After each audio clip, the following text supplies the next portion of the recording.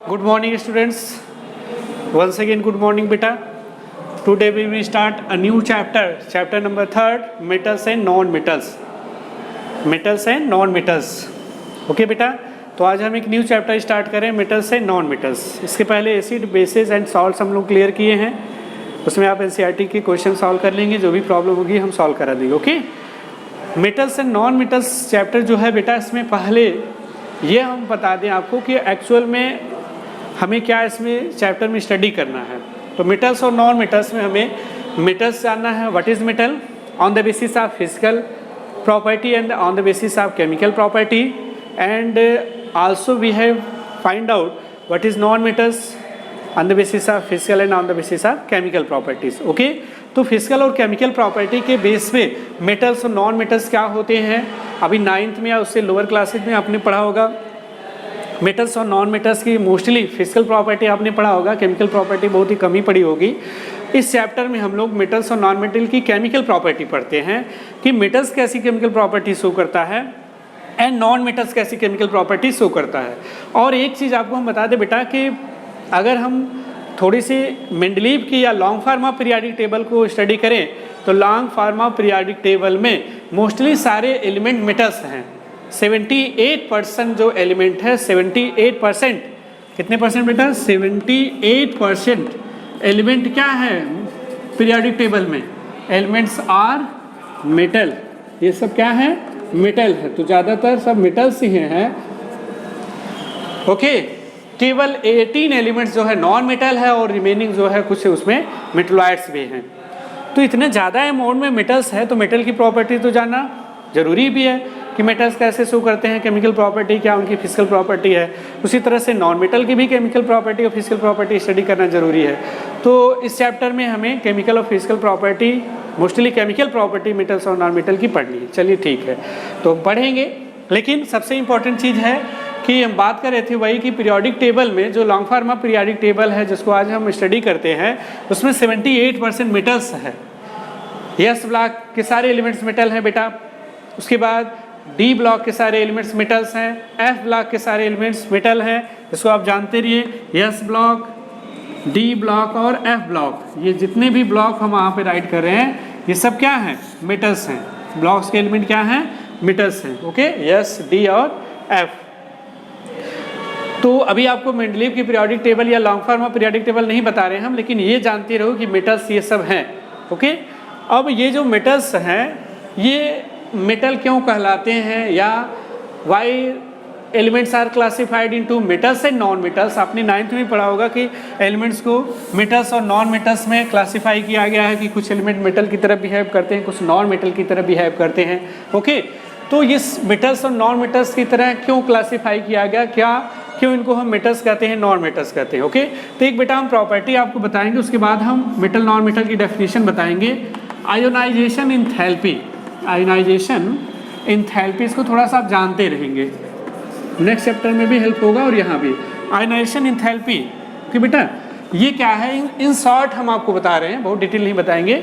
Ionisation enthalpy actual में बेटा क्या है, किसी भी आइसोलेटेड गैसियस एटम, सपोज करो ये हमारे पास यक्स एक गैसियस एटम है, गैस का एटम है, और इसमें से हम चाह रहे हैं इसके आउटर मोस्ट सेल में से, जैसे ये यक्स है, इसका न्यूक्लियस हो गया, ये इसका सेल हो गया। ओके, ये आउटर मोस्ट सेल है, सपोज करो यहाँ पे इलेक्ट्रॉन है, इस इलेक्ट्रॉन को हम बाहर करना चाहते हैं, हम निकालना चाहते हैं। तो इस आइसोलेटेड गैसियस एटम के आउटर मोस्ट सेल से इलेक्ट्रॉन को रिलीज करने के लिए, पास आउट करने के लिए, हटाने के लिए हम क्या करेंगे, हमें एनर्जी लगाना पड़ेगा, हमें एनर्जी देना पड़ेगा। जब हम एनर्जी देंगे तभी ऐसा होगा, और जब हम एनर्जी देंगे तो इसमें से एक इलेक्ट्रॉन क्या करेगा, पास आउट हो जाएगा, बाहर निकल जाएगा। तो जितनी मिनिमम अमाउंट ऑफ एनर्जी हम प्रोवाइड करते हैं, देते हैं आउटर मोस्ट सेल से वन इलेक्ट्रॉन को रिमूव करने के लिए एक आइसोलेटेड गैसियस एटम से, that is known as ionisation enthalpy. उसे हम क्या बोलते हैं बेटा, आयोनाइजेशन इंथैल्पी बोलते हैं, और इसको हम दिखाते हैं डेल्टा आई एच से, ionisation, I for ionisation enthalpy. Okay, small I लिख लेंगे यहाँ पे।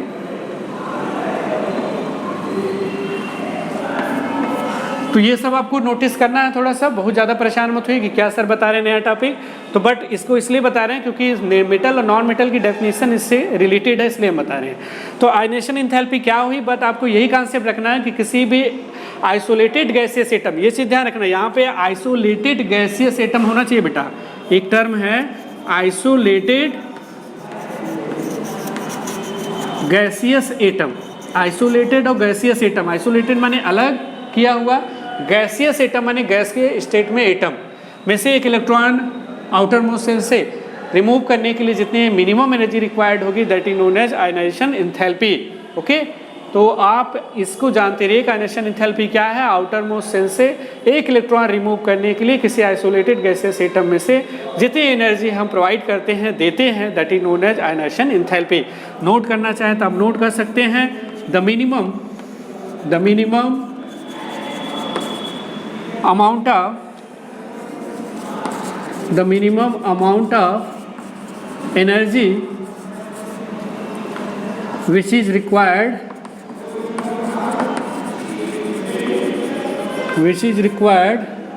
to remove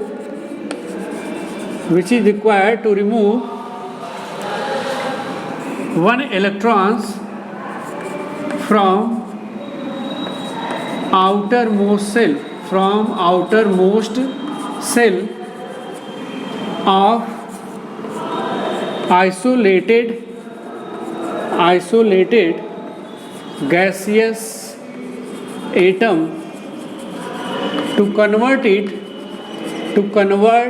अगर ब्लैक बोर्ड पे क्लियर ना हो तो मेरी आवाज से लिखिएगा, to convert it into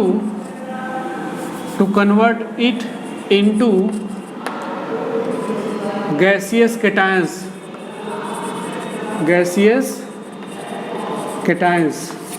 okay, is known as ionisation enthalpy. तो आयनाइजेशन एंथैल्पी क्या है, समझ में आ गई बात। चलिए अब ये जानना आपको।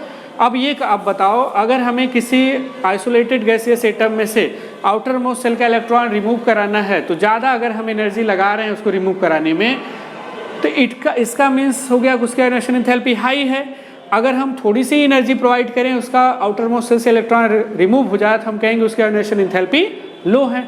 इसमें तो कोई डाउट है नहीं। कम एनर्जी अप्लाई हो रही है, उससे इजी इलेक्ट्रॉन निकल जा रहा है, तो हम कहेंगे उसकी आयनाइजेशन एंथैल्पी कम है। और अगर हम ज़्यादा एनर्जी लगाएं और उसके बाद इलेक्ट्रॉन बाहर हो, तो हम उसको कहेंगे उसकी आयनाइजेशन एंथैल्पी हाई है। बात समझ में आई बेटा? ओके। अब आपको ये ध्यान रखना है कि मेटल्स जो होते हैं बेटा, उनकी आयोनाइजेशन एंथैल्पी लो होती है। दैट मीन्स उनको आप थोड़ी सी एनर्जी प्रोवाइड करोगे तो उनके आउटर मोस्ट सेल का जो इलेक्ट्रॉन है वो बाहर हो जाता है, रिमूव कर देता है उसको, वो लूज कर देता है उसको। ओके, समझ में आ गई बात? हाँ, इसीलिए हमने बताया था आयोनाइजेशन एंथैल्पी आपको। अगर नहीं बताता तो नया टर्म था, आप समझ नहीं पाते कि ये सर क्या बोल रहे हैं। ओके, और जो नॉन मेटल्स होते हैं बेटा, उनकी आयोनाइजेशन एंथैल्पी हाई होती है, और हाई होने के रीज़न से वो इलेक्ट्रॉन लूज नहीं करते इजीली। तब वो क्या करते हैं, वो इलेक्ट्रॉन को गेन कर लेते हैं, वो इलेक्ट्रॉन को ले लेते हैं। ओके, तो नॉन मेटल्स की आयनाइजेशन एंथैल्पी हाई, मेटल की आयनाइजेशन एंथैल्पी लो होती है। उसके कई रीज़न हैं क्यों ऐसा होता है, वो हायर क्लास में आपको बताएंगे। उसका कई रीज़न है। उसका रीज़न है इनकी जो है इलेक्ट्रोनेगेटिविटी लेस होती है। किसकी? मेटल की। इलेक्ट्रॉन को अट्रैक्ट नहीं कर पाते ये। नॉन मेटल की इलेक्ट्रोनेगेटिविटी हाई होती है, इसलिए वो इलेक्ट्रॉन को अट्रैक्ट कर लेते हैं, लूज नहीं करते। समझ में आ गई बात? तो एक चीज़ क्लियर हो गया होगा कि मेटल्स की आयनाइजेशन एंथैल्पी लो और नॉन मेटल की आयनाइजेशन एंथैल्पी हाई। तो एक चीज़ आप यहाँ पे नोट कर लेंगे, मेटल्स की आयनाइजेशन एंथैल्पी IE से हम लिख रहे हैं इज हाई होती, इज लो, सॉरी क्या होती है, लो होती है। और नॉन मेटल्स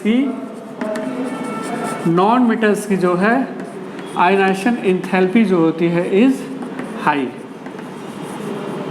ओके, दो चीज़ यहाँ से निकली। अब हम मेटल्स और नॉन मेटल्स को डिफाइन करेंगे। आप इसको नोट कर लेंगे, मेटल्स और नॉन मेटल को हम डिफाइन करेंगे। कैसे डिफाइन करेंगे? इसी बेस पे। मेटल्स क्या है बेटा? मेटल्स आप बताओगे, मेटल्स की डेफिनेशन दोगे, those elements which form are those, sorry note भी कर रहे हैं हम, लिखिए, those elements which have low ionization enthalpy,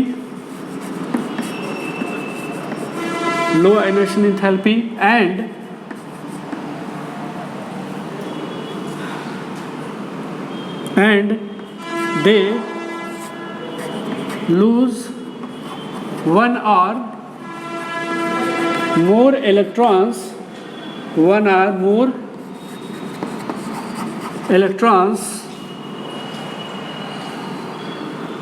to form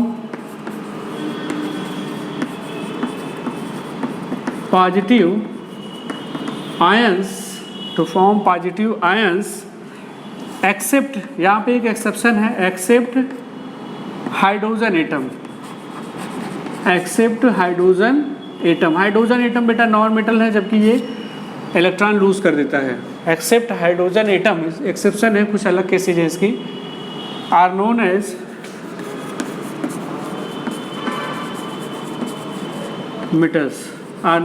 metals, okay. तो क्या बताएंगे, those elements which have low ionisation enthalpy and they lose one or more electrons to form positive ions except hydrogen atom are known as metals. उसको आप क्या बोलोगे बेटा, metals बोलोगे। जो one or more electrons loose कर देता है और पॉजिटिव आयन फॉर्म करता है, जिसकी आयनाइजेशन एंथैल्पी लो होती है, उसको हम मेटल्स बोलते हैं। और इसको बोलते हैं इलेक्ट्रो पॉजिटिव एलिमेंट। ये पॉजिटिव आयन बनाते हैं, इसलिए इसको क्या बोलते हैं बेटा, इलेक्ट्रो पॉजिटिव एलिमेंट्स, क्योंकि ये one or more electron loose कर देते हैं। ठीक है, एग्जाम्पल आप बहुत सारे मेटल्स की जानते हो, सोडियम हो गया, पोटेशियम हो गया, ठीक है, सोडियम, पोटेशियम, कैल्शियम, मैग्नीशियम, ठीक है, एल्युमिनियम, ठीक है, आयरन, बहुत सारे एग्जाम्पल आप नोट कर लेंगे। ये सब मेटल्स के एग्जाम्पल हैं। किसके एग्जाम्पल हैं, मेटल्स के। तो मेटल की डेफिनेशन आप on the basis of chemical property हम आपको नोट करा रहे हैं, ये हो जाती है कि those elements which have low ionisation enthalpy and they lose one or more electrons to form positive ions are known as metals. और इसी को क्या कहते हैं, electropositive elements. Metals are known as electropositive elements. Metals are known as electropositive elements, okay. ये तो होगी metal की डेफिनेशन। आज फिर नॉन मेटल की भी डेफिनेशन लिख लेते हैं। चलिए, नॉन मेटल को कैसे डिफाइन करेंगे इस बेस पे, तो सिंपल सा उसको भी ऐसे डिफाइन कर सकते हैं। क्या डिफाइन करेंगे बेटा, कि those elements which have high ionization enthalpy and gain one or more electron, lose नहीं, gain one or more electron and form negative ions. तो नोट करिए, those elements which have high ionization enthalpy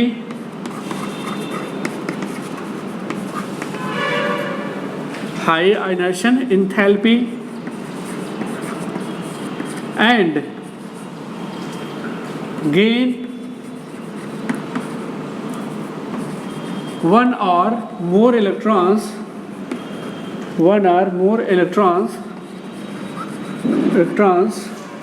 to form one or more electrons to form negative ions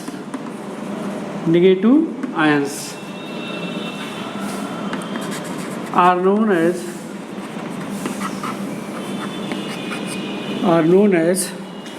non-metals, okay.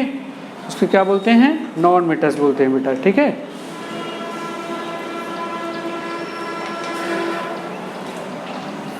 अब example में आप लिख सकते हो, जैसे ऑक्सीजन नॉन मेटल है, एग्जाम्पल लिख लीजिएगा।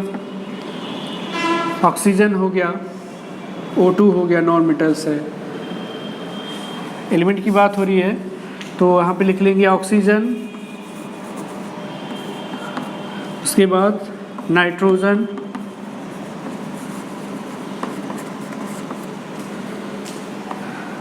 ठीक, कार्बन,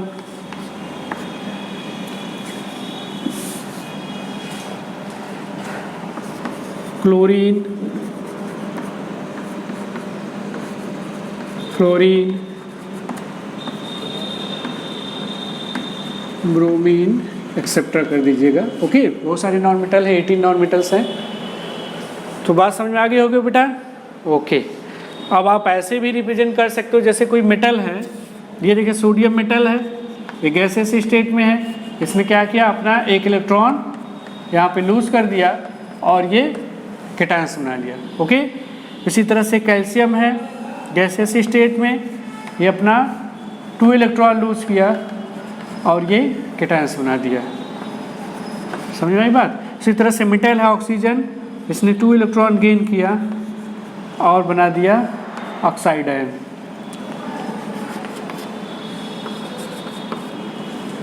ठीक है,